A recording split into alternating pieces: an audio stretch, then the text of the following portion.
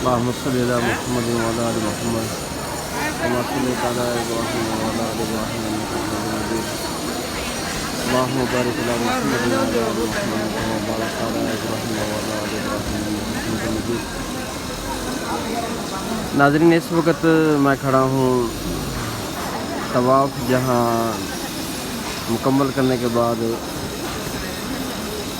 حجاج کرام عمرہ کرنے والے زائرین صفا مروہ کی طرف جاتے ہیں، اسی راستے پر کھڑا ہوں۔ یہ صفا اور مروہ کی طرف راستہ جاتا ہے ماشاءاللہ۔ یہ سامنے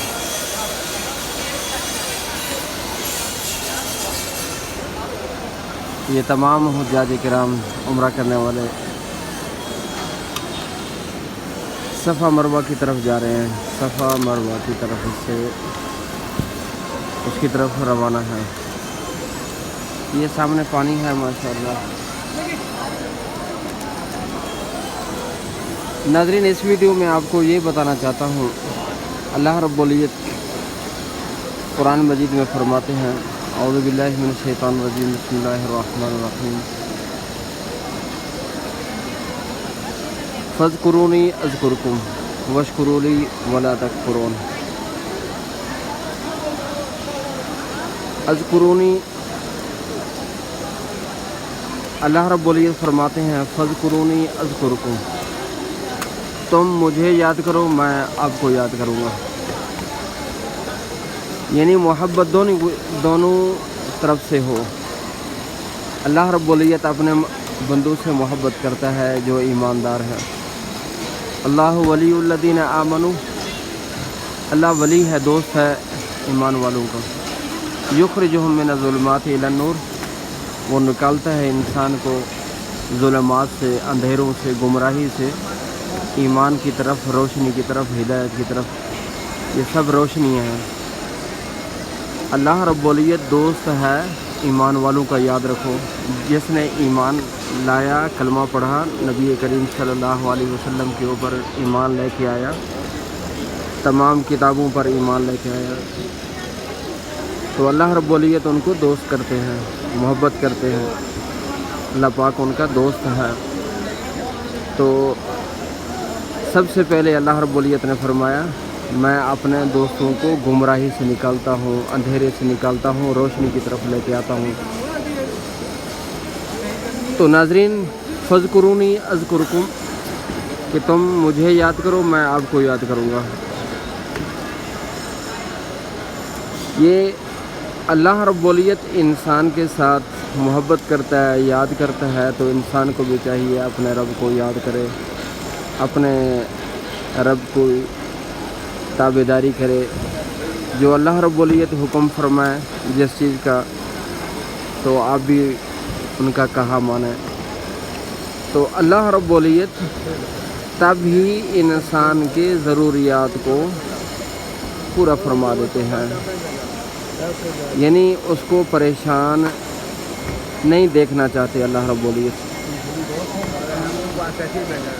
جب انسان اللہ رب العزت کو یاد کرے گا، یاد کرنے کا مقصد یہ ہے اللہ رب العزت کے احکامات پر مکمل تابعداری۔ کیا مطلب؟ یعنی نماز اللہ رب العزت نے فرض فرمایا، نماز ادا کرے۔ زکوٰۃ انسان کے اوپر فرض ہے، اگر مالدار ہے، صاحب نصاب ہے، زکوٰۃ ادا کرے۔ رمضان مبارک کے روزے رکھے۔ اگر اللہ رب العزت نے طاقت دی ہے تو حج بھی کرے۔ تو آپ صاحب نصاب ہیں، زکوٰۃ بھی دے، اور اسی طرح زکوٰۃ کے ساتھ قربانی بھی ہے۔ تو یہ چیزیں جب اللہ رب العزت انسان کے اوپر یہ چیزیں فرض فرماتا ہے، تو انسان کو چاہیے کہ اپنے آپ کو اللہ رب العزت کے حکم کو مکمل اس کی تابعداری کرے، یعنی بغیر کسی چون چرا کے اللہ رب العزت کے حکم کی تعمیل کرے۔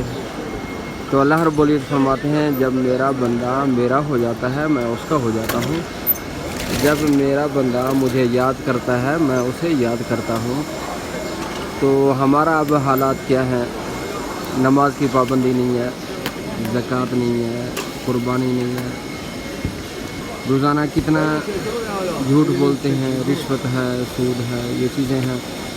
बहरहाल अल्लाह रब्बुल इज़्ज़त हम सबको माफ़ फरमाए, तो इंसान कोशिश करे इससे बचे, और अगर इंसान से खता गलती हो जाए तो फ़ौरन अल्लाह रब्बुल इज़्ज़त से माफ़ी मांगे।